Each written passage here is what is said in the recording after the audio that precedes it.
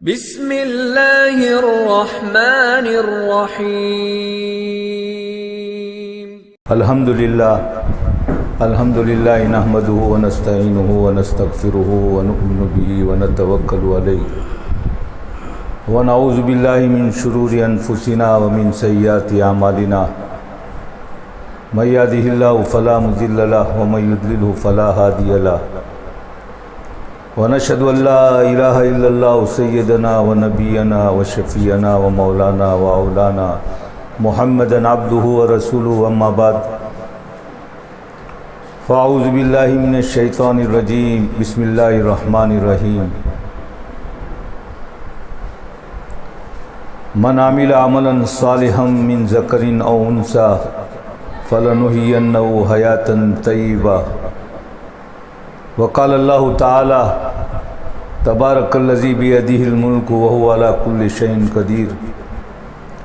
الذی خلق الموت والحیاة لیبلوکم ایکم احسن عملا وهو العزیز الغفور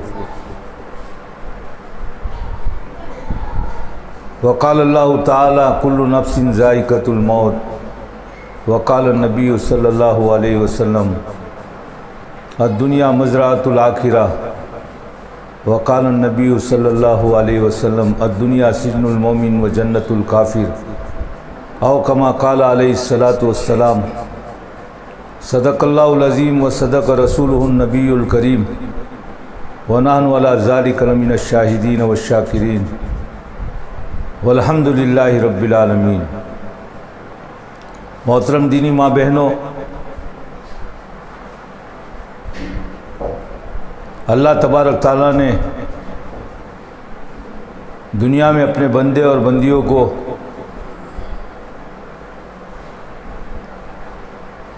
اپنی عبادت کے لیے پیدا کیا ہے، اور بندگی نام ہے بالغ ہونے کے بعد سے لے کر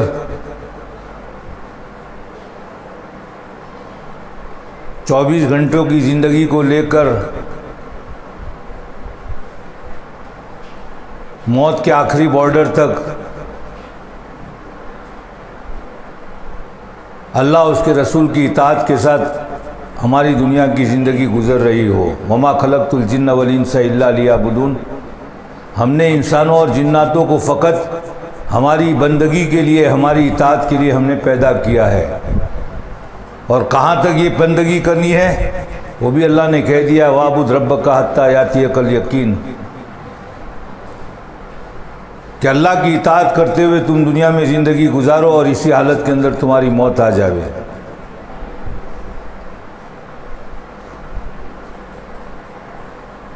بندگی نام نماز کا، روزے کا، زکوٰۃ کا، حج کا، اس کا نام نہیں ہے۔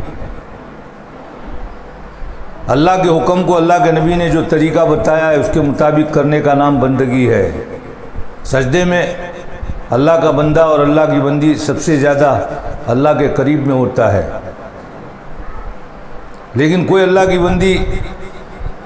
ظہر کی نماز کے اندر ایک رکعت میں 2 کے بجائے 3 سجدے کرے تو ہماری ماں بہنیں بھی جانتی ہے کہ اس کی نماز صحیح نہیں ہوگی۔ رمضان کا پورا مہینہ گزر گیا، عید کا دن ہے،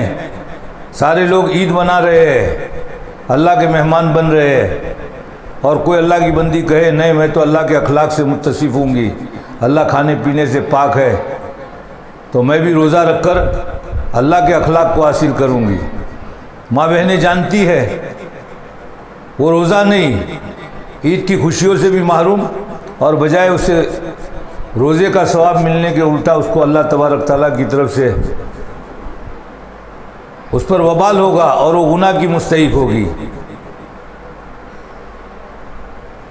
تو اس سے معلوم ہوا کہ اصل بندگی کا مطلب ہے اللہ کی غلامیت، اللہ کے نبی کے طریقے کے اوپر اختیار کرنا۔ ہماری اپنی زندگیوں میں خوشی کا بھی موقع آتا ہے، غمی کا بھی موقع آتا ہے۔ ہمیں اللہ تبارک تعالیٰ نے بشر بنایا ہے، ہمیں مکان کی ضرورت پڑتی ہے، بدن پر اوڑھنے کے لیے لباس کی ضرورت پڑتی ہے، بشر ہے، ہمیں کھانے پینے کی ضرورت پڑتی ہے، لیکن ان ضرورتوں کو استعمال کرنے کے اندر بھی ہم آزاد نہیں ہیں، زندگی گزارنے میں آزاد نہیں ہیں۔ ہمیں اللہ کے نبی علیہ السلام نے جو طریقہ بتلایا اور جن طریقوں کو اللہ کے نبی صلی اللہ علیہ وسلم کے حضرات صحابہ نے اور صحابہ کی عورتوں نے، ازواج مطہرات نے، نبی کی صاحبزادیوں نے وہ جو طریقہ اپنایا اور وہ زندگی کی انہوں نے ضرورتیں پوری کی، یہ گویا کہ اللہ تبارک تعالیٰ ہمیں اس مقدس جماعت کے ذریعے سے زندگی گزارنے کا آئیڈیل نمونہ، اور اللہ ہمیں بتلانا چاہتے ہیں کہ تمہیں وہ حیات طیبہ والی زندگی اگر چاہیے، سکون والی زندگی چاہیے، کہ غریب ہو تو غربت میں بھی اس کو چین اور سکون ہے، امیر ہے تو اس کو مالداری میں بھی چین اور سکون ہے، بیمار ہے تو اس کو بیماری میں بھی چین اور سکون ہے، جو جس حالت میں ہے وہ ہر حالت میں اللہ کے فیصلے پر راضی ہے اور اس کے دل کو پورا اطمینان ہے، چین اور سکون کی زندگی اس کو مل رہی ہے، ان حالات کے اندر بھی وقت پر اس کو نیند آ رہی ہے، اور وہ سارے حالات اس کو اللہ تبارک تعالیٰ کی اطاعت سے، اللہ کی فرما برداری سے، نبی کے طریقے پر، نبی کے نقش قدم پر چلنے سے نہیں روکتے ہیں۔ اللہ تعالیٰ نے اللہ کے نبی اور نبی کی سیرت کے اپنانے والے حضرات صحابہ اور ان کی ازواج کے ذریعے سے اللہ تعالیٰ نے ہمارے سامنے پورا نمونہ جو ہے وہ رکھ دیا ہے۔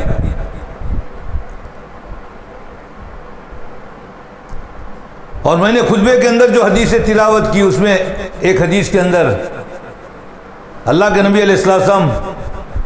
ہم اپنی زندگی میں غیروں کی طرح سے، ہم اپنی زندگی میں جانوروں کی طرح سے آزاد نہیں ہیں، اللہ کے نبی علیہ السلام نے ہمیں اس کی طرف بھی رہبری کی۔ اسلام ایک ایسا دین ہے، ایک ایسا مذہب ہے جس میں انسان کو دنیا کے اندر خوشگوار زندگی گزارنی ہو، چین اور سکون والی زندگی گزارنی ہو، تو اس مذہب کے علاوہ ہمیں دنیا کے کوئی بھی مذہب ہو، ان مذہبوں کے اندر جو ہے وہ یہ رہبری نہیں مل سکتی ہے۔ ہم حدیثوں کا مطالعہ کریں، بعض مرتبہ حضرات صحابہ کے سامنے غیروں نے، دین کے دشمنوں نے مذاقیں اڑائی کہ یہ جس کو تم اپنا نبی مانتے ہو، وہ تمہارا نبی تمہوں کو اتنا زیادہ کم عقل سمجھتا ہے کہ تمہیں پیشاب اور پاخانہ کس طرح سے کرنا چاہیے، نجاست کو کس طرح سے صاف کرنا چاہیے، کون سے ہاتھ سے کرنا چاہیے، اس کی بھی تمہیں تعلیم دیتا ہے۔ چنانچہ ہم ترمذی کی روایت اٹھا کر دیکھیں، حدیث کی بہت بڑی کتاب ہے، اس کے اندر حضرت سلمان فارسی رضی اللہ تعالیٰ عنہ کا واقعہ ہے کہ ایک مشرک نے مذاق اور ٹھٹھا کرتے ہوئے، ہنستے ہوئے، اس نے حضرت سلمان فارسی رضی اللہ تعالیٰ عنہ کے سامنے یہ بات کہی، تو حضرت سلمان فارسی رضی اللہ تعالیٰ عنہ، اللہ نے بہت لمبی عمر دی تھی اور بڑے مجاہدوں کے بعد اس سے اسلام لائے تھے، ہم ان کی سیرت اٹھا کر دیکھے، سارے مذہبوں کو انہیں چکھا تھا، حقانیت کو تلاش کر رہے تھے، اور ان کو پھر پتہ چلا کہ دین اسلام جو محمد صلی اللہ علیہ وسلم لے کر آئے ہیں وہ بالکل حق مذہب ہے، اور انہوں نے اسلام کو قبول کیا تھا، اور اللہ کے نبی نے ان کو اپنے اہل بیت میں شامل کر لیا تھا۔ تو جب اس نے ٹھٹھے کے ساتھ ہنسی کرتے ہوئے سوال کیا، تو حضرت سلمان فارسی رضی اللہ تعالیٰ عنہ نے حکیمانہ جواب دیا کہ ہاں، ہمارے نبی ہمیں استنجا کرنے کا طریقہ بھی بتلاتے ہیں، کون سے ہاتھوں سے کرنا بھی چاہیے، اگر وہ نہ بتاوے تو پھر ہم استنجا بھی صحیح نہیں کر سکتے ہیں۔ اور پھر حضرت سلمان فارسی رضی اللہ تعالیٰ عنہ نے فرمایا کہ دیکھو، تم اپنے آپ کو بیت اللہ کا متولی سمجھتے ہو، بیت اللہ کا پاسبان سمجھتے ہو، تمہارے دلوں کے اندر بھی بیت اللہ کی حرمت ہے، باپ کے قاتل کو بھی جو ہے تم بیت اللہ کے اندر قتل کرنا جو ہے مناسب نہیں سمجھتے ہو، لیکن جب تم چھوٹا بڑا استنجا کرنے بیٹھتے ہو تو تمہارے ذہن و دماغ کے اندر بیت اللہ کی جو ہے وہ عظمت اور ادب نہیں رہتا ہے، تم اس کی طرف پیٹ کر کے بھی استنجا کر لیتے ہو اور اس کی طرف منہ پر کے بھی استنجا کر لیتے ہو۔ اور ہمارے نبی نے تو ہمیں بیت اللہ کی عظمت بتلائی ہے کہ جب استنجا تمہاری زندگی کی ضرورت ہے کرو، لیکن دیکھو تمہاری بیت اللہ کی طرف پیٹ بھی نہیں ہونی چاہیے، اور بیت اللہ کی طرف جو ہے تمہارا چہرہ بھی نہیں ہونا چاہیے۔ تمہیں استنجا کرنا ہوتا ہے، ڈھیلا استعمال کرنا ہوتا ہے، پانی استعمال کرنا ہوتا ہے، تمہارے نزدیک دائیں ہاتھ اور بائیں ہاتھ کا کوئی فرق نہیں، وہی دائیں ہاتھ کھانے میں بھی استعمال کر رہے ہو اور وہی دائیں ہاتھ جو ہے تم استنجا کرنے میں بھی استعمال کر رہے ہو۔ ہمارے نبی علیہ الصلوۃ والسلام نے ہمیں پاک تعلیم دی ہے کہ دائیں ہاتھ اللہ نے دیا ہے وہ اچھے کاموں میں استعمال کرنے کے لیے، اور بایاں ہاتھ اللہ کی بہت بڑی نعمت ہے، لیکن بعض جگہ آدمی کو مجبوری کے درجے میں گندگی کو دور کرنے کے لیے بائیں ہاتھ کو استعمال کرنے کی ضرورت پڑتی ہے، تو اللہ کے نبی علیہ السلام نے بائیں ہاتھ کو استعمال، وہ بھی مجبوری کے درجے میں، اس میں بھی ہم ہمارے علماء سے معلوم کریں کہ استنجا کرنا ہو تو کتنی انگلیوں کو استعمال کرے، انگلیوں کو بھی زیادہ نہ بگاڑے۔ تم جب استنجا کرنے کے لیے بیٹھتے ہو تو تم خالی ڈھیلا استعمال کر رہتے ہو، ہمارے نبی نے تو ہمیں یہ بھی بتلایا ہے کہ ڈھیلا استعمال کرنے کے بعد جو ہے پانی بھی استعمال کرو تاکہ اس کے ذریعے سے بہت نظافت ہو جائے۔ اور آپ دنیا کے واقعات اٹھا کر دیکھو، دنیا کے اندر ہم ایک چیز کو بہت معمولی سمجھ رہے ہیں، لیکن اللہ تبارک تعالیٰ کا ایک ایک حکم وہ اپنے اندر کتنا وزن رکھتا ہے، اللہ کے نبی علیہ السلام کی ایک ایک سنت وہ اپنے اندر کتنی طاقت رکھتی ہے۔ لوگ مسجدوں میں آ کر ہماری نمازوں کو دیکھ کر اسلام میں نہیں داخل ہوں گے، لوگ حرم کی جگہ پہ آ کر ہمارے حج کو دیکھ کر اسلام میں نہیں داخل ہوں گے، لوگ ہمارے روزوں کو رکھ کر رمضان کے روزوں کو دیکھ کر اسلام میں نہیں داخل ہوں گے۔ معمولی شریعت کے احکام جس کو ہم معمولی سمجھتے ہیں، نبی کی سنتیں جس کو ہم معمولی سمجھتے ہیں، اور آج تو اللہ تبارک تعالیٰ نے، حالانکہ ہم سب جانتے ہیں کہ نافرمانی کے اعتبار سے ہم کس درجے تک پہنچ چکے، ہمیں پچھلی تاریخوں کے اندر یہ نہیں ملتا ہوگا کہ اللہ تبارک تعالیٰ اتنا بھی ناراض ہوا ہو اور ناراض ہو کر اس نے رمضان کے مبارک مہینے میں اپنے گھروں کے اوپر بھی اس نے تالے لگوا دیے ہو، اپنے حرم سے بھی اللہ تعالیٰ نے ہمیں روک دیا ہو، اپنے نبی کے حرم سے بھی ہمیں روک دیا ہو، نبی کے روزے کی حاضری سے اللہ تبارک تعالیٰ نے ہمیں روک دیا ہو۔ آج تک کے ماضی کی تاریخ کے اندر ہم اٹھا کر دیکھیں اور ایک ایک سال نہیں 2-2 سال گزر رہے ہیں، حالانکہ اللہ تو اپنے بندوں پر بڑے مہربان ہیں، وہ بندے کے گناہوں کی وجہ سے مؤثر نہیں ہوتے ہیں، اثر قبول نہیں کرتے ہیں۔ اللہ نے اپنے عرش پر لکھ دیا ہے رحمتی سبقت علی غضبی، میری رحمت میرے غضب پر سبقت کر جاتی ہے۔ فرعون بھی جو بنی اسرائیل کا اوپر درندہ بنا ہوا تھا، لاکھوں بچوں کو تہہ تیغ اس نے کیا تھا، اور وہ خون جو پھیل بشارہ وہ جو ہے بہا رہا تھا، بنی اسرائیل کے اوپر جو ظلم اور ستم کر رہا تھا، اور آخر میں اللہ تبارک تعالیٰ نے مختلف پکڑوں کے ذریعے سے آخر کے اندر ان پکڑوں میں سے ایک پکڑ قحط سالی کی اس کے اوپر کی تھی، لیکن ایسی حالت میں بھی وہ اللہ تبارک تعالیٰ کے سامنے اگر معافی مانگ رہا ہے، اے اللہ میں نے خدائی کا دعویٰ کیا ہے، رات کے آخری رات میں ٹاٹ کے کپڑے پہن کر دریائے نیل کے بیچ میں جا رہا ہے، جو اللہ تعالیٰ نے عذاب کی شکل میں دریائے نیل کو سکھا دیا تھا، وہ اللہ سے مانگ رہا ہے کہ اللہ میں نے خدائی کا دعویٰ کیا ہے، بارش بند ہے، لوگ مجھے خدا سمجھ کر میرے پاس آئے ہوئے مطالبہ کر رہے ہیں، اور میں جانتا ہوں تو سچا خدا ہے، میں خدائی کے دعوے میں جھوٹا ہوں، تو گناہوں سے متاثر نہیں ہوتا ہے، تو نے آج تک مجھ پر نافرمانیوں کے باوجود نعمتیں بند نہیں کی ہے، تو مجھے بارش دے دے۔ اللہ تعالیٰ نے عین اتنی ساری نافرمانی کی حالت میں بھی اللہ نے اس کی دعا قبول کی ہے، اور اللہ تبارک تعالیٰ نے جو ہے بارش بھیجی اور دریائے نیل کے اندر پانی کو جاری کر دیا۔ سب سے بڑا اللہ تبارک تعالیٰ کا باغی ابلیس، جو موت قیامت تک کے ایمان والوں کو جو گمراہ کر رہا ہے، وہ اور اس کے چیلے، اس نے خدا کے سامنے حجت کی تھی حضرت آدم علیہ السلام کو سجدے کرنے کے بارے میں، خالی سجدے کا انکار نہیں کر رہا ہے، اللہ کے سامنے جھوٹی دلیل پیش کر رہا ہے کہ مجھے جس آدم کے سامنے تم سجدہ کرنے کے لیے کہہ رہے ہو، میں کیسے سجدہ کروں، میں عزت والا ہوں، وہ ذلیل ہے۔ خلقتنی من نار و خلقتہ من طین، مجھے آگ سے پیدا کیا ہے، اس کو مٹی سے پیدا کیا ہے، آگ کی تاثیر بلند ہونا ہے، مٹی کی تاثیر پست ہونا ہے، آدم ذلیل ہے، میں عزت والا ہوں۔ خدا کے سامنے جو ہے تکبر کر رہا ہے اور جھوٹا قیاس پیش کر رہا ہے، اللہ تبارک تعالیٰ نے اس کو راندہ کر دیا، فخرج انک من الشیطان الرجیم، نکل جا تو یہاں سے، تو مردود ہے یہاں سے، اللہ نے جنت سے اور آسمانوں سے اتار دیا۔ لیکن وہ بھی جانتا تھا کہ کہ اللہ تبارک تعالیٰ متاثر نہیں ہوتے ہیں، اس حالت میں بھی اللہ تبارک تعالیٰ اپنی شان کے مطابق ہے۔ جاتے جاتے اس نے اللہ تعالیٰ سے ایک درخواست کی کہ مجھے نفخہ ثانیہ تک، دوسرے سور تک کی جو ہے مہلت دی جاوے، تاکہ یہ آدم جس کی وجہ سے مجھے جنت سے راندہ کیا گیا ہے، خلافت کی لالچ جو مجھے تھی، کرسی کی جو لالچ تھی، یہ اس کے اوپر میرا پانی جو ہے وہ پانی پھیر دیا ہے، مجھے جنت سے نکلا ہے، تو میں آدم کی اولاد سے انتقام لے کر رہوں گا۔ ہم تو ڈوبے ہیں صنم، تجھے بھی لے ڈوبیں گے۔ آدم کی اولاد کو دائیں سے بائیں سے آگے سے پیچھے سے ہر طرف سے میں گمراہ کروں گا۔ اللہ تعالیٰ نے بھی فرمایا جا میرے بندوں کے اوپر تجھے اختیار دیا، لیکن میرے نیک بندے اور بندیوں پر تیرا زور نہیں چلے گا۔ اللہ نے اس کی دعا قبول کر لی، لیکن اتنا کہہ دیا کہ نفخہ ثانیہ نہیں، نفخہ اولا تک جاتے تجھے میں مہلت دیتا ہوں۔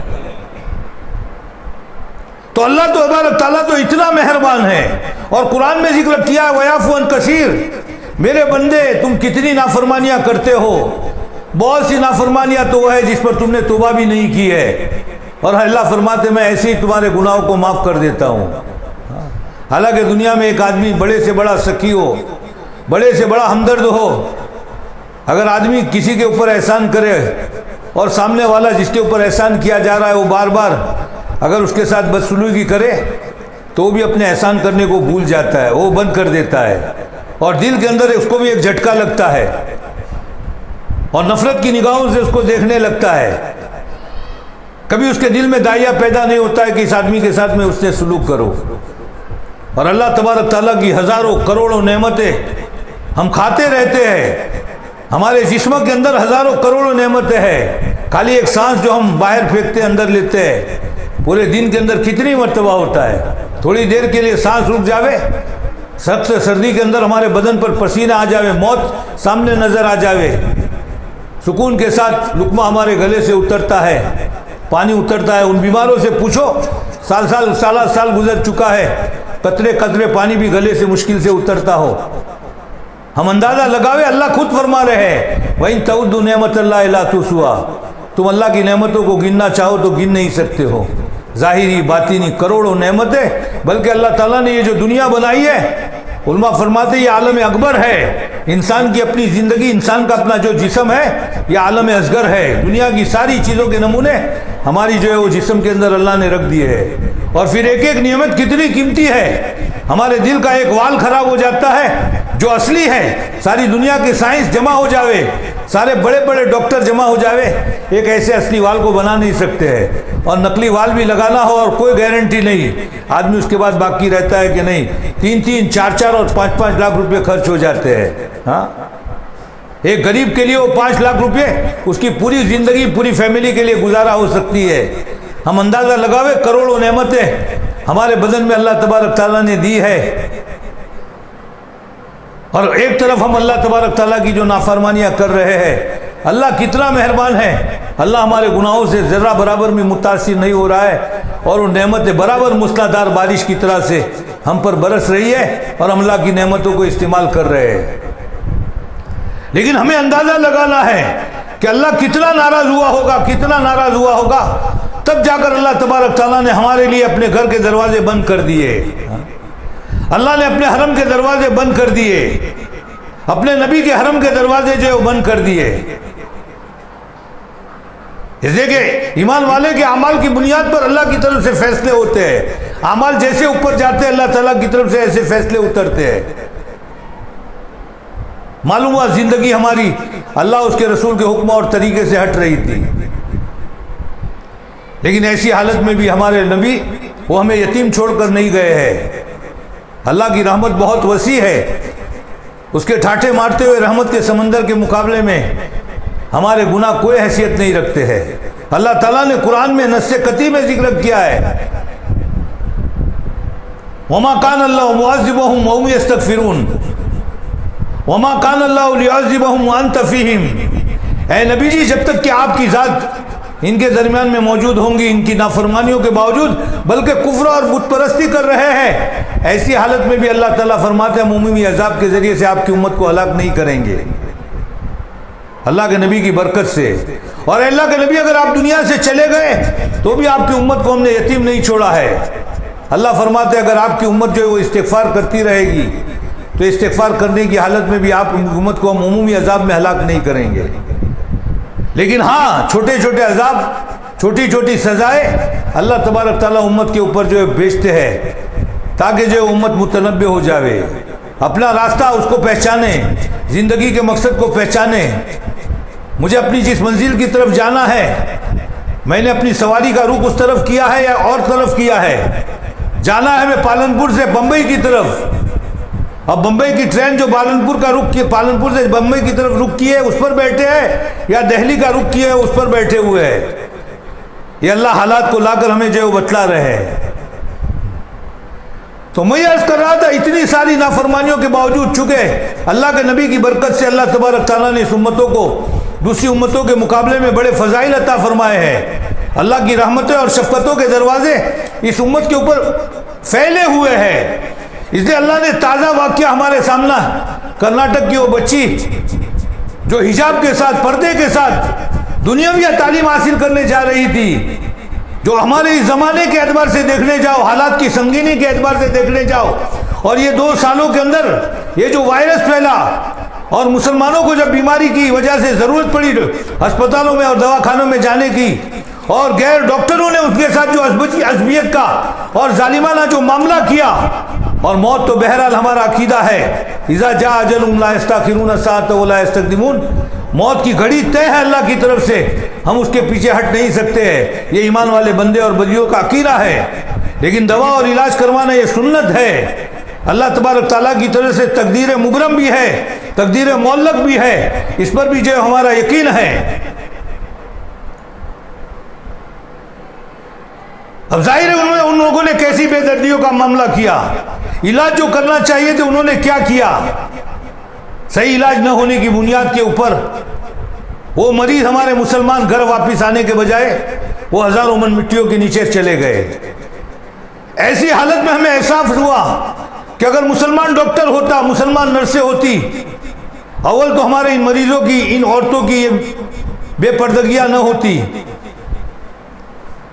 ان کے جسموں کے ساتھ اس طرح سے ظالمانہ، بے دردانہ اور بے حیائی کا معاملہ نہ کیا جاتا۔ مسلم ڈاکٹر ہوتے تو ہمارے ان مردوں کا صحیح طرح سے علاج ہوتا۔ یہ احساس ہوا، اور اسی احساس کی بنیاد پر صبح کا بولا شام کو واپس آوے ہمارے بس علاقے کے کچھ ذمہ داروں نے، جن کے دلوں میں فکریں تھی، انہوں نے ایک احساس لیا، اور ابھی ایک بہت بڑی زمین کے خریدنے کے چکر میں ہے، اور ضرورت محسوس انہوں نے کی ہے، ہسپتال کی بھی ضرورت محسوس کی ہے، دنیاوی اعتبار سے تعلیم کی ضرورت ہے۔ ہماری اپنی اسکول ہوگی، اگر بچیوں کو جانا ہوگا وہ پردے کے ساتھ ان بچیاں جا سکتی ہے، ابھی ہماری بچیاں جا رہی ہے، لیکن ہم دنیا میں حادثات سن رہے ہیں۔ دشمنوں نے ہمارے ایمان کے اوپر ڈاکہ ڈالنے کے لیے ہمارے مسلمان جوان بچے اور جوان بچیوں کو پلیٹ فارم سے ہٹانے کے لیے، بلکہ انہوں نے ان کے ایمان تک کے اوپر ڈاکہ ڈالنے کے لیے یہ جو کالا موبائل ہے، یہ شیطانی جو چرخا ہے، ماں باپ تو یہ سمجھ رہی تھی ہم اپنی بچیوں کو جو وہ اسکول بھیج رہی ہے اور وہاں نمازوں کا انتظام بھی کیا گیا ہے، لیکن وہ کالا موبائل کا وہ شیطانی چرخا ہم نے اس کے ہاتھ میں دیا۔ ہم غیر قوموں میں تو واقعات سنتے تھے کہ مسلمانوں کی بچی کالج اور اسکول کے پڑھنے والی کسی غیر بچے سے تعلق رکھ کر اس نے اس کے ساتھ جا کر کورٹ میں جا کر نکاح کر لیا، اور نکاح کر کے ماں باپ سے جسمانی اعتبار سے تو جدا ہو ہی گئی، روحانی اعتبار سے اس نے اپنے ایمان کو بھی خیر بات کہہ دیا، اور ہمیشہ ہمیشہ کا کفر اختیار کر کے اگر اسی پر موت آئی تو ہمیشہ ہمیشہ کی جہنم کے اوپر اس نے لبیک کہہ دیا۔ یہ دوسرے مسلمان قوموں میں تو ہم سنتے تھے، لیکن آج ہماری مومن بچیوں کے بارے میں بھی یہ واقعات ہم نے سنے ہیں، اس لیے ہمارے بڑے فکر یہی کرتے ہیں ہماری مومن بچیوں کے لیے تو ضرورت کی جتنی تعلیم ہے اتنی ہی تعلیم، اسے تو گھر میں پردے میں رہنا ہے۔ ہمارے وہاں اکثر مزاج بنا ہوا ہے، مرد جو کمانے جاتی ہے، عورتیں گھر کے کام کرتے ہیں، اور اللہ تعالیٰ نے بھی عورتوں کے ذمے باہر کے کام نہیں رکھے ہیں، نان و نفقہ یہ شوہر کے ذمے رکھا ہے۔ اس لیے ہماری قوم کا مزاج ہے بچوں کو، لیکن اگر ایسی مجبوری کے درجے کے اندر بھی اگر ہمیں ان بچوں کو جیسے ڈاکٹری کی لائن سے جچکی کا مسئلہ ہوتا ہے ہم کافر عورتوں کے پاس جو عورتیں اس فن کو جانتی، اس ہنر کو جانتی ہے، ان کے پاس لے جاتے ہیں تو ان کے معاون اور مددگار خالی عورتیں نہیں ہوتی ہے، جوان لڑکے بھی ہوتے ہیں، بعض مرتبہ ڈاکٹر ہوتا ہے، اب اس میں بے پردگی ہوتی ہے، بے حیائی اس میں ہوتی ہے۔ وہ ایک بچی جو شرم و حیا کے ساتھ رہتی ہے، تعلیم کے حلقوں میں جاتی ہے، 5 وقت کی نماز کی پابندی ہے، لیکن ڈیلیوری کا مسئلہ ہے، کوئی جسکی کرانے والا نہیں ہے، ایسی بچیوں کو بھی مجبور ہو کر ایسے ناپاک انسانوں کے پاس جانا پڑتا ہے اور ان کے سامنے اپنے چہرے اور دوسرے اعضاء کو کھولنا پڑتا ہے۔ اور پھر ایک یہ کہ دردانہ مخلصانہ معاملہ ہو، شفقت والا معاملہ ہو، ہمدردی والا معاملہ ہو، یہ بھی نہیں ہوتا ہے۔ پہلے ہماری ماں بہنوں کی نارمل ڈیلیوری ہو جاتی تھی، کوئی آپریشن کی نوبت نہیں آتی تھی۔ آج جو بچی ڈیلیوری کا مسئلہ آتا ہے، آپریشن کے بغیر جو گھر پر واپس نہیں آتی۔ یہ مستقل دشمنوں کی ہماری عورتوں، ہمارے مردوں، مسلم پرسنلہ کے خلاف مستقل سازش ہے ان کی۔ ایسے حالات کے اندر علاقے کے ذمہ دار لوگوں نے فکرے کی اور یہ چاہا کہ بھئی ضروری ہے ہمارے لیے، ورنہ ہمارے لیے مستقبل بڑا کٹھن مسئلہ ہو جائے گا۔ تو بہرحال مجھے تو یہ عرض کرنا ہے، یہ سارے حالات جو کچھ بھی آئے تھے، اور اللہ حفاظت فرماوے، اگر ہم اپنی زندگیوں کو نہیں بدلا، خوشی کے موقع پر ہم اپنی حد سے نکل گئے، نہ لباسوں کا خیال کیا، نہ لباسوں میں اللہ کے نبی کی سنتوں کو یاد رکھا، نہ شادیوں میں اللہ کے نبی کی سنتوں کو یاد رکھا، نہ بچیوں کے رخصتیوں میں یاد رکھا، نہ ولیموں میں سنتوں کو یاد رکھا، غمی کا موقع آیا اس کے اندر بھی ہم شریعت کی حد سے بڑھ گئے اور نہ کرنے کی چیزوں کو ہم نے کیا، اور سال کے اندر جو بھی غم اور خوشی کا موقع آیا ہم اس میں آزاد غیروں کی طرح سے رہے، تو پھر اللہ تبارک تعالیٰ یہ حالات نہیں بدلیں گے، حالات بدلیں گے نہیں، بلکہ حالات دیکھنے جاؤ، حالات کو دیکھتے ہوئے مسلمان اپنی زندگی کو بدلنے کے لیے تیار نہیں ہے۔ ہم دوسری جگہ نہ جاوے، وہاں یہ محنتیں نہیں ہو رہی ہے، وہاں مسلمان اور غیر مسلمان میں فرق نظر نہیں آتا ہے۔ ہمارا علاقہ جو دیندار سمجھا جا رہا ہے، ہمارے علاقے میں ظاہر میں یوں سمجھا جا رہا ہے، ماں بہنوں کے اندر پردے ہے، ماں بہنوں کے لباسوں میں سادگی ہے، ہمارا جوان جو شریعت اور سنت کے مطابق ہے، ہمارے موبائلوں کا استعمال شاید صحیح ہو رہا ہوگا، میں سمجھتا ہوں، اور ہماری ماں بہنیں بھی سمجھ رہی ہے، اپنی زندگیوں کو دیکھتے ہوئے، اپنے پڑوس کی زندگیوں کو دیکھتے ہوئے، ہمارے محلے کی بستی کی زندگیوں کو دیکھتے ہوئے، کہ یہ جو تم اپنے خیال میں جو سوچ رہے ہیں یہ سب ہمارے سپنے اور خواب ہے، زندگی ہماری ہٹی ہوئی ہے۔ ہمارے پاس برقعے تو ہے کالے، شریعت نے ہمیں برقعہ نہیں کہا ہے، شریعت نے حجاب اور پردہ کہا ہے۔ میں پوچھتا ہوں کیا ہمارے پاس وہ حجاب اور پردے ہیں؟ ہم جو کپڑے کی دکانوں کے اوپر جاتے ہیں تو کیا وہ ہمارا حجاب اور پردہ باقی رہتا ہے؟ کپڑے کے بیچنے والے جو علماء کپڑا بیچ رہے ہیں یا غیر علماء بیچ رہے ہیں، کیا وہ ہمارے محرم ہیں؟ ہم ان کے سامنے کیا ہمارا چہرہ جو ہمارے لیے اس کا پردہ کرنا واجب تھا، ہم پردہ کر رہے ہیں؟ فیری کرنے والے ہمارے گھروں کے سامنے آتے ہیں، ہم چیزیں خریدنے کے لیے ان کے سامنے جاتے ہیں، ہمارا پردہ کتنا باقی رہتا ہے؟ بازاروں میں چیزیں خریدنے کے لیے جاتے ہیں کتنا، شادیوں کے موقع پر ہمیں کتنی تنبیہ کی جاتی ہے، کتنا متنبہ کیا جاتا ہے، وعدے اور وعیدیں بیان کی جاتی ہے، شادی سنت کے مطابق شادیوں کی برکتیں بیان کی جاتی ہے، سنت کے خلاف شادیاں اور ولیمہ کرنے پر، رخصتی کرنے پر اس کی کیا آخرت، دنیا اور آخرت کے عذاب اور پریشانیاں ہیں۔ لیکن کتنے گھر ایسے ہوتے ہیں جس کے اوپر جو ہے، اس کے اوپر جو ہے عمل کیا جاتا ہے اور عمل پیش کر کے جو ہے وہ اللہ اس کے رسول کو راضی کیا جاتا ہے۔ ظاہر ہے ہم اپنے گال مال کر، گالوں کے اوپر تماچا مال کر اپنے گال کو لال کر رہے ہیں، اور ہم یہ سمجھ رہے ہیں کہ ٹماٹر کے کھانے کی وجہ سے ہمارے گال لال ہوئے ہیں، حالانکہ لال جو ہے ہم اپنی سادگیاں، لوگ سفید کپڑوں کو دیکھ کر، کالے برقعوں کو دیکھ کر، چونکہ ان بیچاروں کے وہاں تو جہالت میں وہ ڈوبے ہوئے ہیں، یہاں آنے کے بعد یہ سمجھتے ہیں کہ بھائی یہ تو صحابہ کا جو زمانہ ہے وہ زمانہ ہے۔ بے شک ان کے علاقے کے اعتبار سے تو وہ ان کا یہ سمجھنا، یہ ان کا حسن ظن صحیح ہے، لیکن میرے اپنے گھر کا مسئلہ کہ میرے گھر میں کیا حال ہے وہ تو گھر کا بھیدی خود جانتا ہے۔ ہم خود جانتے ہیں ہمارے گھر کا حال، ہمارے محلہ کا حال، ہمارے پڑوس کا حال، ہماری قوم کا حال. اور میں اگر یہاں بیٹھ کر ان کی طرح سے حسن ظن رکھتے ہوئے اپنی ماں بہنوں کو تھپکی دے کر جاؤں تو الحمدللہ حجاب پردہ بھی موجود ہے، سنت اور شریعت کے مطابق ہماری خوشیاں بھی ہو رہی ہے، غمی بھی ہو رہی ہے، بازاروں میں بھی ہم جا رہے ہیں، ضرورتیں بھی پوری کر رہے ہیں، بچے بھی جو ہے وہ ہمارے سارے کے سارے ہمارے قابو میں ہیں. تو ظاہر ہے یہ میں خیر خواہی کر کے نہیں جا رہا ہوں، یہ میں ایک قسم کی بدخواہی کر کے، ہم غفلت میں ہیں تو اور زیادہ میں غفلت میں ڈال کر جا رہا ہوں. آدمی کے دل میں درد ہونا چاہیے، اور درد ہے تو پھر جو حقیقت ہونی چاہیے وہ کھولنی چاہیے. ڈاکٹر جب آپریشن کرتا ہے ہم سمجھتے ہیں کہ گولیوں سے کام نہیں چلے گا، کینچی مارنے کی وہاں پر ضرورت ہوگی. ہم ڈاکٹر کو ظالم نہیں کہتے ہیں، یہ نہیں کہتے یہ ہمارا بدخواہ ہے، وہ اس کو ہم شفیق سمجھتے ہیں. ہم اپنے جیب میں سے رقم بھی اس کو دیتے ہیں اور ہم اس کی تعریف کرتے ہیں، احسان مانتے ہیں کہ تم نے ہمیں ایک مہلک بیماری سے نکال دیا. حالانکہ موت تو تندرست کو بھی آنے والی ہے، بیمار کو بھی آنے والی ہے، آپریشن کروانے والے کو بھی آنے والی ہے، نہ کروانے والے کو بھی آنے والی ہے. لیکن وہ جو روحانی بیماری ہے، وہ جو ایمان کے اوپر ڈاکہ جالا ہے، اور ایمان سوچ جو ہوائیں چل رہی ہے، اور وہ اللہ کے نبی نے وَذَرُوا ظَاهِرَ الْإِثْمِ وَبَاطِنَهُ، ظاہری گناہوں کو بھی چھوڑو اور باطینی گناہوں کو بھی چھوڑو. آج وہ جو ہم کہنے کو مسلمان ہیں لیکن دل میں ایک بہن دوسرے بہن کے بارے میں حسد رکھ رہی ہے، ایک پڑوسی کا کیا ہمارے اوپر حق ہے، وہ حق ہمارے ذہنوں کے اندر نہیں ہے. معمولی سی اختلاف کی بنیاد کے اوپر ایک دوسرے کے دلوں میں ہم کیلیں رکھے ہوئے ہیں،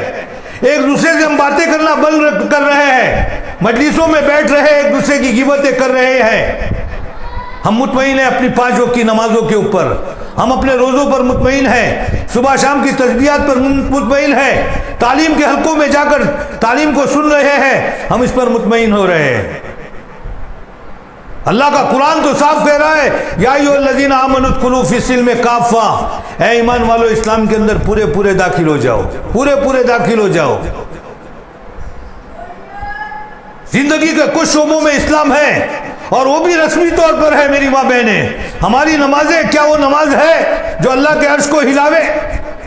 جو صحابیہ عورتوں نے 2 رکعت کے ذریعے سے اپنے مسائل کو حل کروایا تھا، وہ نمازیں ہماری ہے؟ اللہ کے نبی تو تعلیم دے کے گئے ان تعبد اللہ کانک تراہ، کہ نماز ایسی پڑھو گویا کہ ہمیں استحضار ہو میں خدا کو دیکھ رہی ہوں، اور اگر اتنا پاور نہیں ہے تو کم سے کم یہ سوچے کہ اللہ مجھے دیکھ رہے ہیں. اور یہ خالی نماز کے بارے میں نہیں ہے، روایتوں کے الفاظ الگ ہے. زندگی کے بارے میں اللہ تعالیٰ، اللہ کے نبی نے فرمایا ہے 24 گھنٹے کی زندگی اس استحضار کے ساتھ ہو کہ میرا خدا مجھے دیکھ رہا ہے، میں اگرچہ اپنے خدا کو نہیں دیکھ رہی ہوں. کیا وہ ہماری غیبت کی مجلس سے ہوتی ہے اس وقت میں یاد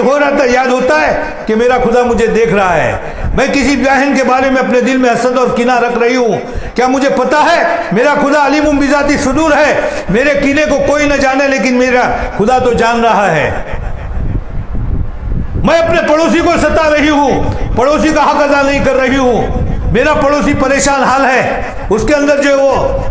بردباری ہے، برداشت کرنے کی طاقت ہے، کسی کو شکایت نہیں کرتی ہے، لیکن ہمیں ہمارے دلوں میں ہمارا وہ ایمان اور استحضار ہے کہ میرا خدا تو ان ساری چیزوں کو جان رہا ہے. حالات ایسے ہی نہیں آتے ہیں. اللہ تبارک، ایک دیندار عورت ہے لیکن اگر ایک بلی کو اگر وہ پھوکا مارتی ہے اس کی دینداری کام نہیں آتی، اللہ جہنم کا فیصلہ کر دیتے ہیں. اور ایک اگر بدچلن عورت ہے، زانیہ ہے، لیکن مخلوق خدا انسان نہیں، ایک جانور، اور وہ بھی بدتر جانور جس کو اپنے پاس کھڑے کرنے کے لیے ہم تیار نہیں ہیں. اور اللہ کے نبی کی تعلیم ہے اگر وہ برتن میں منہ ڈالے تو دوسرا جانور تو منہ ڈالتا ہے تو 3 مرتبہ تم دو پاک ہوتا ہے، اور یہ جانور کے 3 مرتبہ دھونے سے تو پاک ہوتا ہے، لیکن اللہ کے نبی فرماتے 7 مرتبہ دھو اور 7ویں یا 8ویں مرتبہ مٹی سے مانجو. ایسا اس کا زہر ہے. ایسے جانور کو بھی اگر وہ زانیہ عورت اگر وہ پیاسے اس جانور کو، کتے کو پانی بھی پلاتی ہے، اللہ اس کے لیے جنت کا فیصلہ کر دیتے ہیں. تو انداز لگاوے یہ جو حالات اللہ تعالیٰ کی طرف سے، اور یہ اپنے حرموں کو اللہ تعالیٰ نے روک لیا. رمضان کے مبارک مہینے کی عبادتیں، وہ تراویہ وہ تراویح کے اندر 20 رکعتوں میں 40 سجدے جو جماعت کے ساتھ ہو سکتے تھے، وہ اللہ کا کلام جو پڑھا سنا جا سکتا تھا، جبرائیل اور نبی کی سنت جو ادا ہو سکتی تھی، اللہ نے ہمیں جو محروم کر دیا۔ اور امت کا مزاج اس گناہوں کی نحوست کی وجہ سے جب اللہ کی طرف سے یہ پکڑ ہوئی تو پکڑ پر اور پکڑ ہماری ہو گئی کہ امت میں سے یہ مزاج بھی نکلنے لگا کہ عذر نہیں ہے، پھر بھی بجائے گھروں مسجدوں میں نماز پڑھنے جانے کے گھروں پر نماز پڑھنے لگے۔ یہ سب اللہ کے عذاب کی شکلیں ہیں۔ معلوم ہوا اللہ کی طرف سے یہ حالات آنے کے بعد بھی ہم اپنے آپ کو سنبھل نہیں رہے۔ اور علماء فرماتے ہیں جب حالات آتے ہیں تو یہ اللہ کی طرف سے آزمائش ہے یا خدا کا عذاب ہے۔ تو دیکھو اگر ہماری زندگیاں بدل رہی ہے تو یہ اللہ کی طرف سے آزمائش ہے، اس پر ہمارے رفع درجات ہوں گے۔ اور اگر زندگیاں بدل نہیں رہی ہے، اسی لائن پر ہم چل رہے ہیں، نافرمانیوں ہی کی طرف چل رہے ہیں، تو سمجھو کہ خدا کی طرف سے عذاب ہے، ہمیں ڈھیل مل رہی ہے۔ تو پھر ہم اللہ کی طرف سے اور عذاب کا انتظار کریں، پھر اور پکڑے آئے گی۔ اور دنیا کفر کو دیکھ رہے، پوری دنیا کفر مسلمانوں کو لقمہ بنانے کے لیے تیار ہے، لیکن پھر بھی اللہ کے نبی علیہ السلام کی قربانیوں کے دیکھتے ہوئے، حضرات صحابہ کی قربانیوں کو دیکھتے ہوئے اللہ تبارک تعالیٰ اس امت کے اوپر کتنا مہربان ہے۔ اللہ زبان حال سے ہمیں کہہ رہے ہیں میرے بندے اور بندیوں، ابھی بھی تمہارے اندر میں نے ایمانی غیرت رکھی ہے۔ اور اللہ تعالیٰ نے وہ حجاب کا واقعہ پیش کر کے، ایک بچی دیندار ہے، گھر کا ماحول بنا ہوا ہے، اسی لیے ہمارے بڑے فرماتے ہیں گھر کی تعلیم کا اہتمام ہم رکھیں۔ ہمارے بچے اور بچوں، بلکہ دودھ پیتے بچے ہو، ناسمجھ بچے ہو، ماں کی گود میں رہنے والے بچے ہو، ان کو بھی ہم تعلیم کرتے وقت اپنی گود میں لے کر جو بٹھاوے۔ ہماری زندگیوں میں تقویٰ ہو، تعلیم کے ذریعے زندگی ہماری بدلے گی، بچیوں کی زندگیاں بدلے گی، دل اثر لینے والا بنتا ہے، اللہ اس کے رسول کی نورانی باتیں جائے گی، جون سے بھی ماحول کے اندر ہوں گے۔ وہ بچی کا واقعہ ہمارے سامنے ہے، وہ اسکول اور کالج جا رہی ہے، اسکول کے بچے بھی وہ ہندو ہیں، وہ جن گنڈوں کو لے کر آئے وہ ہندو ہیں اور متشدد ہیں، اسلام کے مٹانے کے در پہ رہنے والے ہیں، اسلام کی سازشوں میں آگے بڑھنے والے ہیں۔ وہ مسلمان بچوں کو روک رہے ہیں اور روکنے میں کامیابی بھی ہوئے، ان سے پہلے چند بچیوں کو روکا، لیکن یہ بچی، اس کے گھر کا اپنا ماحول تھا، اس کی غیرت کو گوارا نہیں ہوا، روکنے کے باوجود وہ چلی۔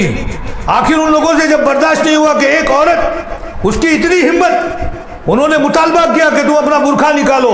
صاف کہہ دیا نہیں نکالوں گی۔ اس کے اوپر خوف و ہراس ڈالنے کے لیے وہ ان کے ہاتھ میں باغوے کلر کا جو ان کے کپڑے تھے وہ منہ پر ڈالنے لگے،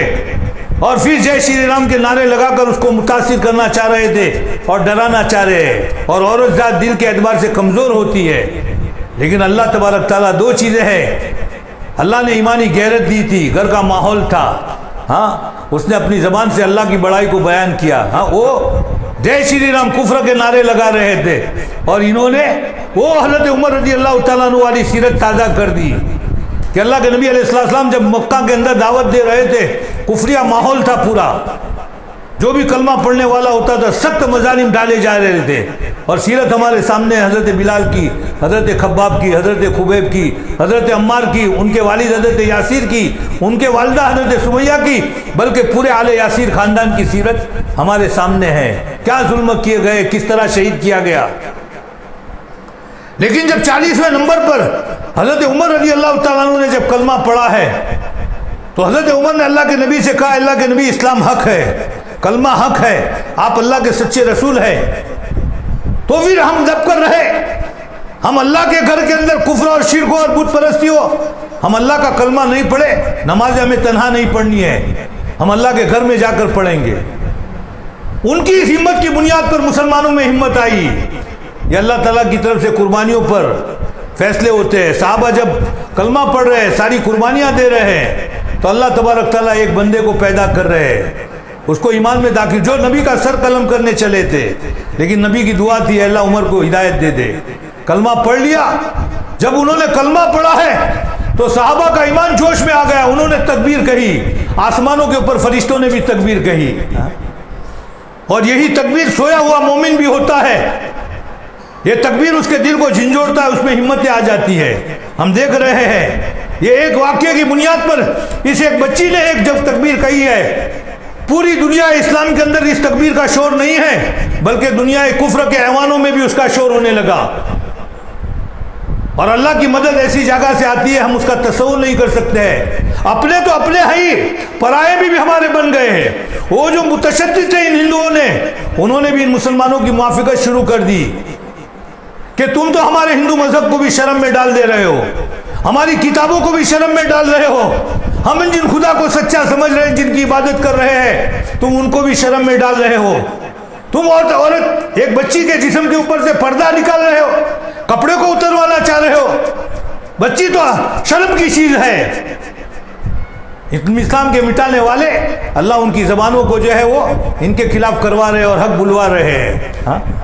تو وہ اپنی بچی کی دینداری تھی، اور اس ایک پردے کے حکم کے ادا کرنے پر آخرت میں تو اللہ کی طرف سے اس کے ماں باپ کے لیے جو بھی فیصلے ہونے ہیں، لیکن دنیا میں اللہ تبارک تعالیٰ نے وہ عزتوں کے فیصلے کیے. اور وہ حدیث قدسی ہمیں یاد کرنی چاہیے کہ اللہ جب اپنے کسی بندے یا بندی سے خوش ہوتے ہیں، جبرائیل کو بلاتے، جبرائیل میرے اس بندے اور بندی سے خوش ہو، اس سے میں محبت کرتا ہوں، تم محبت کرو. جبرائیل پھر فرشتوں سے کہتے ہیں فلاں بندے اور بندی سے اللہ محبت کرتا ہے، مجھے محبت کا حکم دیا ہے، میں محبت کرتا ہوں، تم محبتیں کرو. آسمانوں سے وہ محبت زمین پر اترتی ہے، اللہ تعالیٰ انسانوں کے دلوں میں محبت ڈالتے ہیں، اور پھر ساری دنیا وہ انسان سے محبت کرنے. نمونہ دیکھ لیا اللہ نے ہمیں پوری دنیا کے اندر دکھلا دیا، اپنے ہی نہیں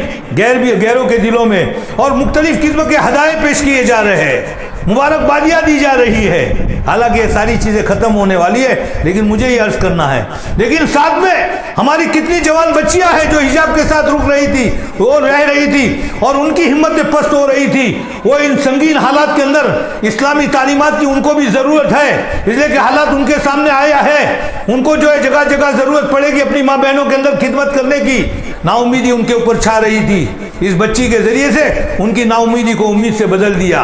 اور ہم سب کے سامنے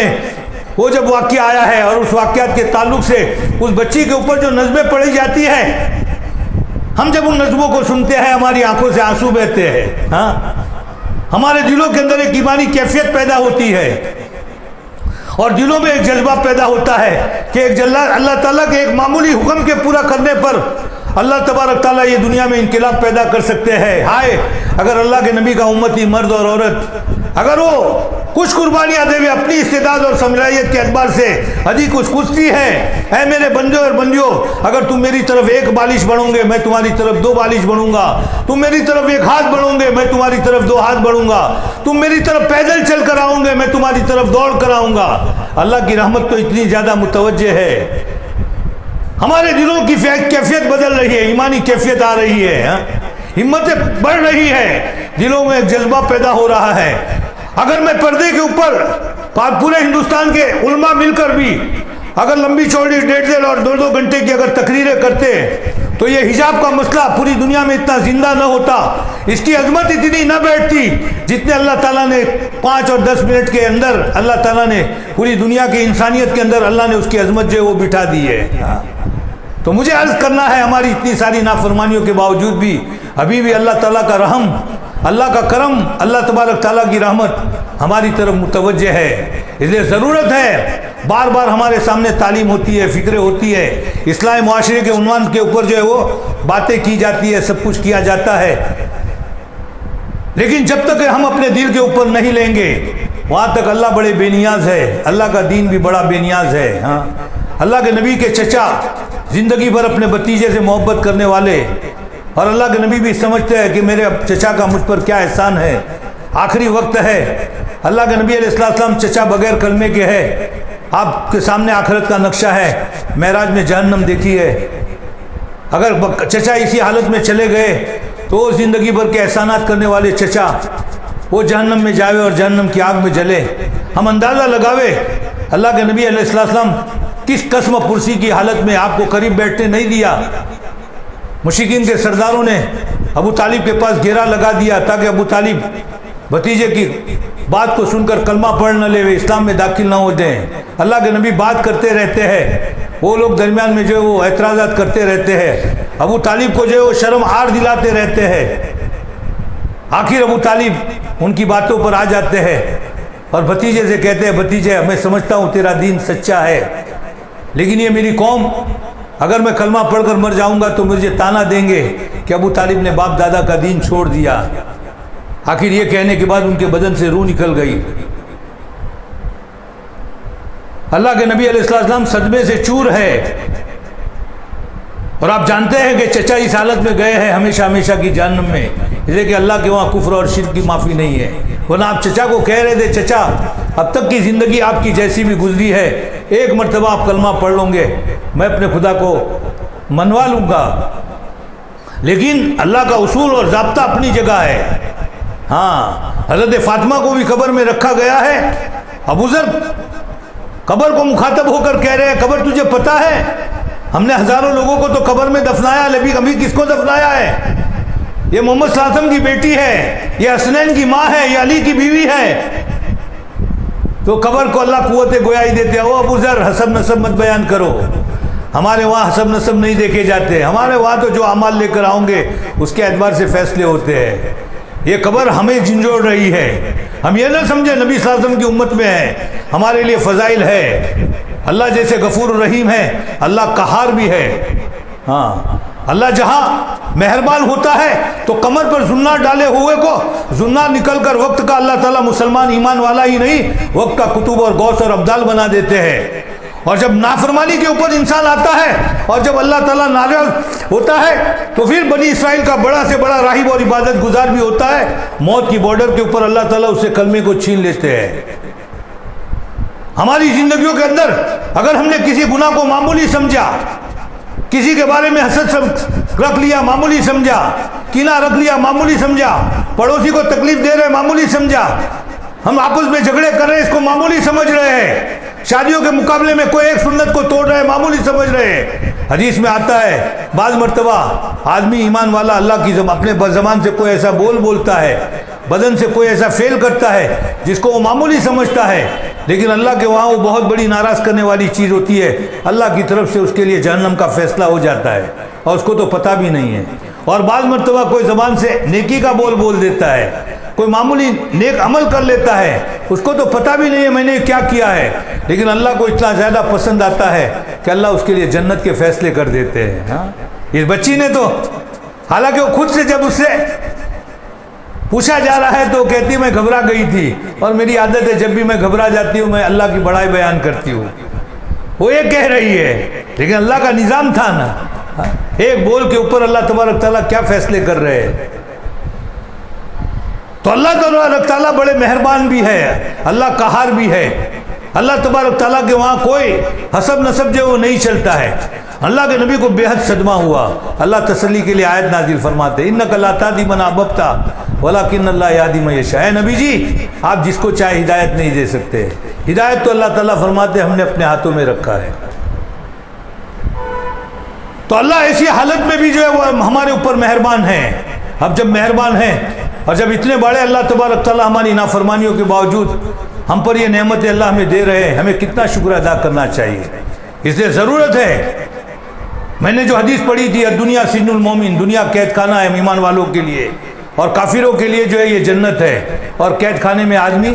اللہ کا قیدی بن کر غلام بن کر رہتا ہے، قید وہ دنیا کا قیدی قید کے قانون کے مطابق اس کو رہنا پڑتا ہے، وہ جو کھانے دے وہ کھانا، جو لباس دے وہ لباس، جہاں رہنے کو سونے کو کہے وہاں سونا، جس طرح سے 24 گھنٹے گزارنے کہے گزارنے کو کہا ہے۔ ہم بھی اللہ اس کے رسول کا کلمہ پڑھ کر اس کی غلامیت اور بندگی میں آ گئے ہیں۔ ہمیں خوشی کے موقعوں پر، غمی کے موقعوں پر، لباس کے اعتبار سے، اپنے جسم کو سنوارنے کے اعتبار سے، کھانے پینے کے اعتبار سے، بچوں کی تربیت کے اعتبار سے، شوہر کے حقوق ادا کرنے کے اعتبار سے، اور شوہروں کو بیویوں کے حقوق ادا کرنے کے اعتبار سے، پڑوسیوں کے حقوق ادا کر، اپنے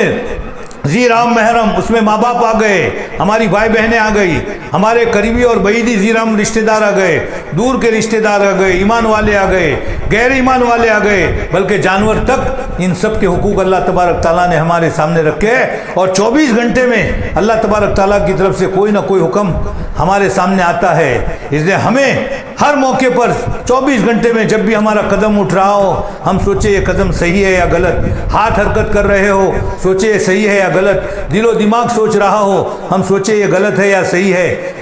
ہمارے زبان کے بول نکل رہے ہیں یہ صحیح یا غلط ہے، ہر وقت ہم اس سے پہلے سوچ لے وے، نیتوں کو ٹٹول لے وے، اور ہمارے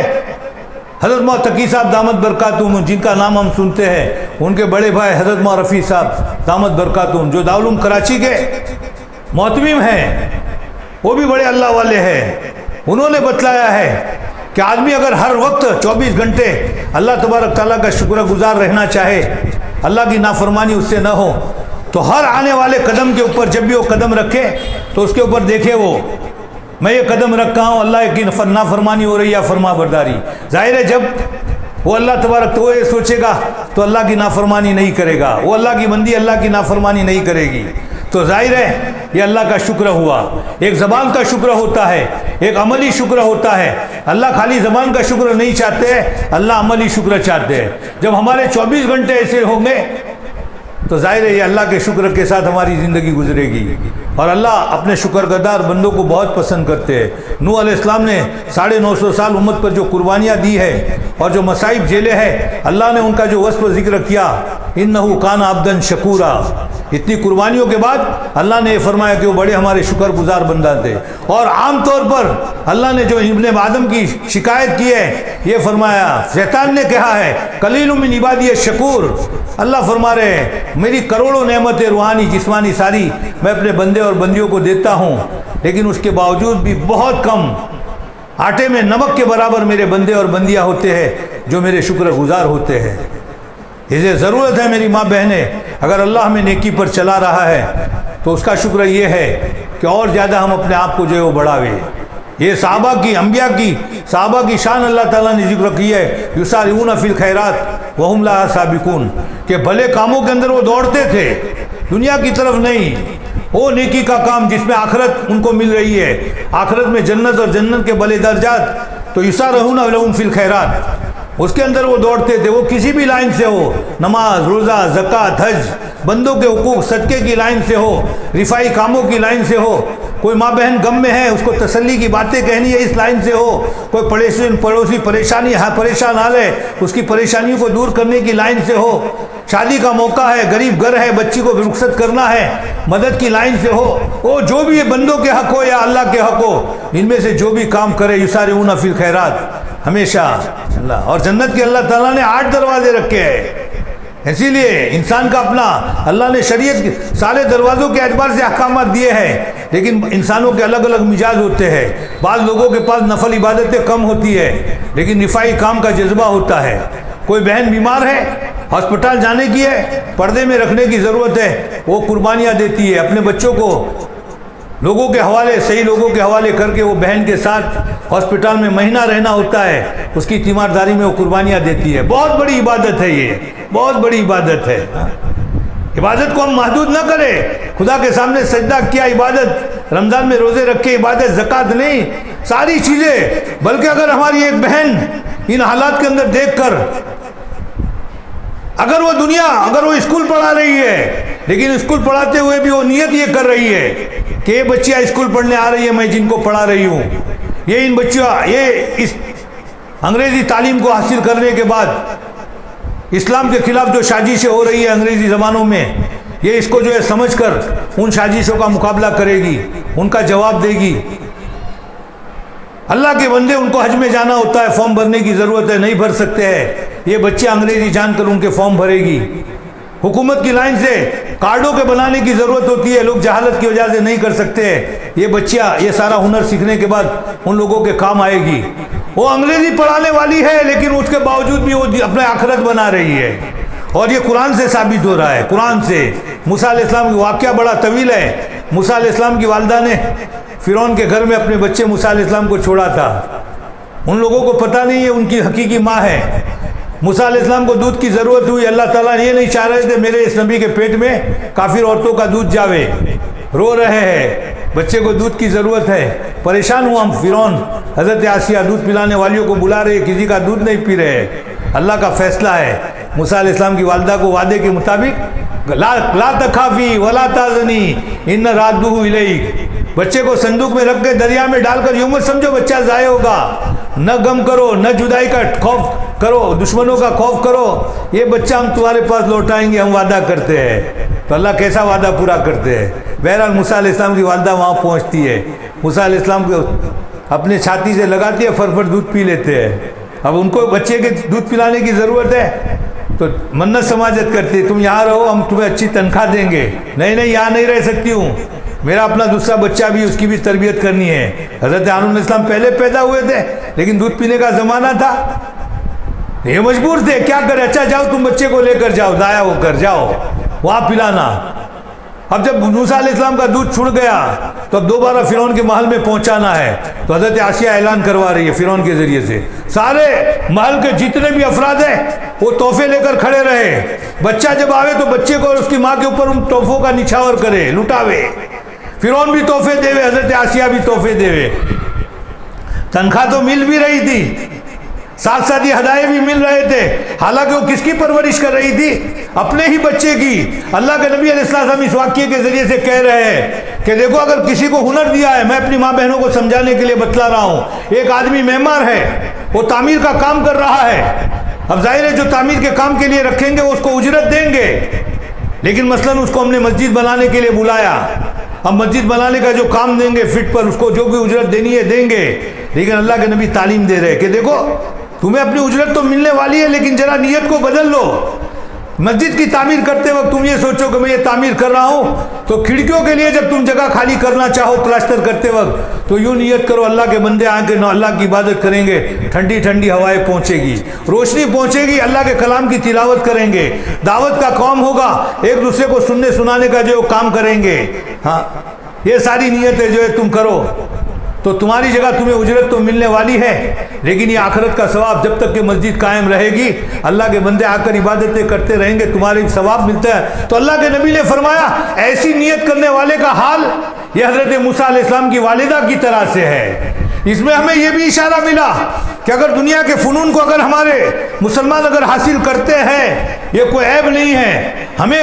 ہماری شریعت نے یتیم نہیں چھوڑا ہے. ہمیں اللہ تبارک کے نبی نے ہر ضرورت کے موڑ پر الف سے لے کر یا تک, اے سے لے کر زیڈ تک ہم کسی کے محتاج نہ ہوئے. اللہ تبارک تعالیٰ نے ساری چیزیں ہمیں, اور یہ قرآن سے ثابت ہے. سب سے پہلے کشتی کے بنانے والے کون, یہ دنیا کے ناپاک انسان تھے, ایک اللہ کا نبی اللہ کا پیغمبر ہے نوح علیہ السلام, انہوں نے بنائے ہیں. آج یہ دنیا کے اندر ہتھیاروں کو استعمال کیا جاتا ہے, وہ الگ ہے کہ اللہ کی ایک نعمت تھی اس کو غلط چیزوں میں استعمال کیا جاتا ہے, بیجا خون کیا جاتا ہے, بیجا قتل کیا جاتا ہے, بے قصوروں کے اوپر جو ان ہتھیاروں کو استعمال کیا جاتا ہے. لیکن اللہ نے اس کے لیے نہیں دیے تھے. وہ جہاد کے موقع پر لوگوں کی ایمان کی حفاظت کے لیے غلط قسم کے لوگوں کا ذہن بنا کر کفر کے اوپر نہ لے جاوے,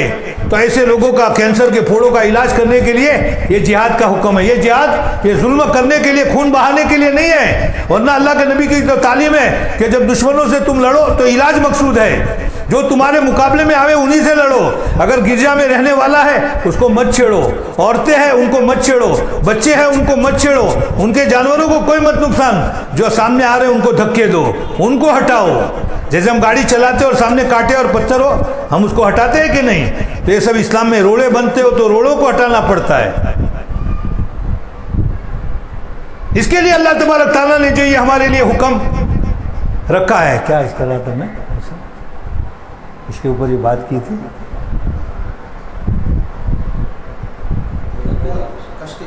ہاں, تو اللہ تبارک تعالیٰ نے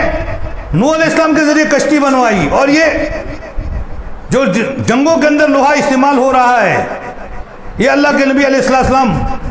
حضرت داؤد علیہ السلام کے ذریعے سے اللہ تبارک تعالیٰ نے یہ چیز ایجاد کروائی. ان کو مستقل لوہا معجزے کے طور پر دیا, النا لہ الحدید. جیسے ہماری ماں بہنیں آٹے کے اندر پانی ڈال کر آٹے کو جب گوندتی ہے تو کیسا نرم ہو جاتا ہے, جس طرح سے چپاتی بنانا چاہے تو چپاتی, اور وقت تنگ ہے اور بڑا روٹلا بنانا چاہے تو وہ بھی بنا لیتی ہے ضرورت پورا کرنے کے لیے, تو کیسا نرم ہو جاتا ہے کہ اگر بال ہو تو بال اگر آٹے میں سے نکالنا چاہے تو لوہا حضرت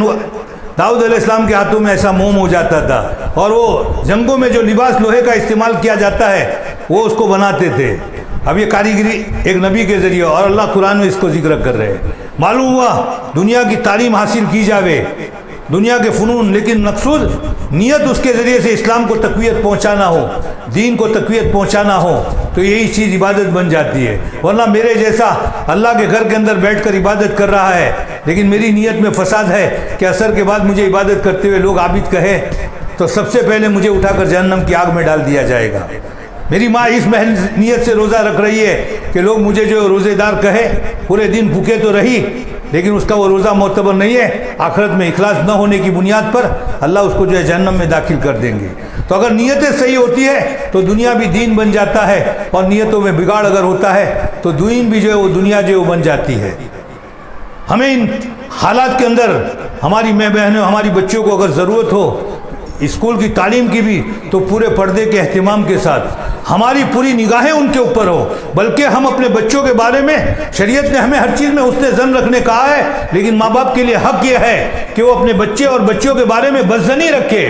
بدظنی رکھتے ہوئے ان کے ساتھ تربیت کرے، کبھی حسن ظن نہ رکھے۔ اگر ہمیں کوئی ہمارا ہمدرد ہمارے بچے اور بچیوں کے بارے میں ہمیں متنبع کرنا چاہ رہے، اس کو اپنا ہمدرد سمجھے اور فوراً اس کے ہاتھ اس کے متنبع کرنے پر بیدار ہو جاوے، جاگ جاوے۔ ہمارے حضرت مولانا غلام صاحب خاموش رحمۃ اللہ علیہ وہ فرمایا کرتے تھے کہ میں ہمیشہ اپنے بچوں کے اوپر نگرانی رکھتا تھا، اور رات کو جب میرے بچے سوتے تھے تو ان کے کرتوں کے جیبوں کو میں ٹٹولتا تھا کہ جیب کے اندر کوئی غلط چیزیں تو نہیں ہیں۔ بچوں کو اسکول بھیجے، ہم دیکھیں رکشہ میں بھیج رہے ہیں، بچیاں صحیح جا رہی ہے کہ نہیں، اسکول میں صحیح تعلیم حاصل کر رہی ہے کہ نہیں۔ موبائل دینے کی ضرورت نہیں ہے، اگر دیا ہے کسی ضرورت کی وجہ سے، موبائل کا غلط استعمال تو نہیں ہے، ان موبائلوں کے اندر نمبر کس کے ہے اس کو ہم جانچیں، ورنہ حادثات اسی کے اندر بنتے ہیں اور پھر ہم خون کے آنسو روتے ہیں کہ بچی تو بچی گئی لیکن ایمان سے بھی ہاتھ دھو بیٹھی ہے۔ تو ضرورت کے درجے میں اگر ہمارے اندر ہمت ہے ہم دنیاوی تعلیم دے، لیکن پوری، جیسے ہماری یہ بہنیں جو ان کرناٹک اور دوسرے علاقوں میں لے رہی ہے، پورے پردے کے اہتمام کے ساتھ، اور وہ ہنر سیکھ کر امتوں کو جو ہے فائدہ پہنچا رہی ہے۔ اور اگر رسمی طور پر تعلیم لی اور پھر کچھ الف سے لے کر زیڈ تک سیکھا اور پھر وہی گھر کے کام میں، تو پھر ہمیں بیچنے کی ضرورت نہیں۔ ہاں، جوان بچوں کی ضرورت ہے جو اسپتالوں میں کام آئیں گے، انجینئرنگ میں کام آئیں گے، اور کاموں میں کام آئیں گے، ان کی ہم فکریں کریں، لیکن دینداری کے ساتھ ان کی ہم نے تربیت کی ہو۔ حضرت مولانا تقی صاحب کی زندگی اٹھا کر دیکھے، ہمارے سامنے موبائل کے اندر اسد الدین یہ اللہ کا بندہ آ رہا ہے، کتنی اللہ تعالیٰ قرآن کی خدمت لے رہا ہے، مسلم پرسنل پر حملے ہو رہے ہیں، اسلام کے قانون پر، جو خدا کا نظام دنیا میں چل رہا ہے اس پر حملے ہو رہے ہیں، اور یہ اللہ کا بندہ لڑ رہا ہے، دنیاوی تعلیم ہی حاصل کی تھی، یہ سب اس کے لیے آخرت میں ذخیرہ ہو رہا ہے۔ اور کتنی بڑی اللہ کی، ظاہر میں اس کی ایک شکل ہمیں کچھ نظر آ رہی ہے، داڑھی تھوڑی چھوٹی ہے، لیکن وہ اللہ کا اپنا بندے کا فعل ہے، اللہ کے ساتھ تعلق ہے، ورنہ اللہ اپنے اسی شکلوں کے اندر کتب اور غوث اور ابدالوں کو جو ہے اللہ پیدا کرتے ہیں اور ان سے کام لیتے ہیں۔ ہاں، اللہ اور محتاج سمجھ کر دینداری کے ساتھ اللہ کی اطاعت کرتے ہوئے چلے۔ کہنے کا تو اور بھی بہت ضرورت تھی لیکن وقت بہت مختصر تھا، اس لیے یہ جو کچھ باتیں اللہ تبارک تعالیٰ نے کہلانے والے کی زبان سے کہلوائی ہے، ماں بہنوں نے کان کے راستے سے اپنے دل تک پہنچائی ہے۔ ہم اپنی مجلس کے اندر ہی آج سے نیت کرے کہ ہمیں اپنی زندگیوں کو بدلنا ہے، رسمی طور پر ہماری زندگیوں میں جو دینداری ہے ہمیں اس کو حقیقت کے ساتھ، اللہ تعالیٰ کے وہاں ہر چیز کی حقیقت کا مطالبہ ہے، خالی رسمیت کا جو ہے مطالبہ نہیں ہے۔ دنیا کی چیزوں کے اندر بھی ہم بناوٹ کو نہیں پسند کرتے ہیں، بلکہ ہماری مومن بہنیں تو اپنے کپڑوں کے اندر 19-20 کا بھی فرق وہ جو ہے وہ پسند نہیں کرتی ہے، حالانکہ اس کے ساتھ ضرورت پوری ہو جاتی ہے۔ یہی جو 19-20 ہے یہ دوسری قوموں کے اندر ان کے لیے جو ہے وہ چل نہیں جاتا ہے، یہ ان کے لیے اپنی جو ایک قسم کی جو ہے وہ ان کی چوائس ہوتی ہے، لیکن ہماری مومن بچیاں ظاہر ہے ان کے لیے ایک جلا برابر رنگ میں بھی کمی ہو تو پھر اللہ تبارک تعالیٰ ہمارا جو دین ہمارے پاس ہے، رسمیت والا دین جس میں 19-20 کا فرق نہیں ہے، جس میں 1-99 کا فرق ہے، ہم 99 اپنے اس زن سے سمجھ رہے دینداری ہے اور اللہ کی بارگاہ میں 1% بھی نہیں ہے۔ ہمیں اس کے اوپر فکر بننی پڑے گی، نمازیں صحیح بناوے، روزے اس کی حقیقت کے ساتھ رکھ کے، روزوں کو نقصان پہنچانے والی چیز تو ہم سے نہیں ہو رہی ہے، غیبت یا کینہ یا حسد نہیں ہو رہا ہے، زکوٰۃ پوری پاک مال کی ہم ادا کر رہے ہو، ایسا تو نہیں ہے ناپاک مال دنیا کے ہماری ضرورتیں پورا کرنے میں ہم سے آگے بڑھ گئے، شوہر مجبور ہو کر ہاتھ سود میں ڈال رہا ہے اور جگہ ڈال رہا ہے اور یہ روزی لا کر ہمیں اور ہمارے بچوں کے پیٹ میں ڈال رہا ہے، اور اس کی وجہ سے بچے بھی نافرمان ہو رہے ہیں۔ ہر چیز میں ہم حقیقت پیدا کرنے کی کوشش کریں،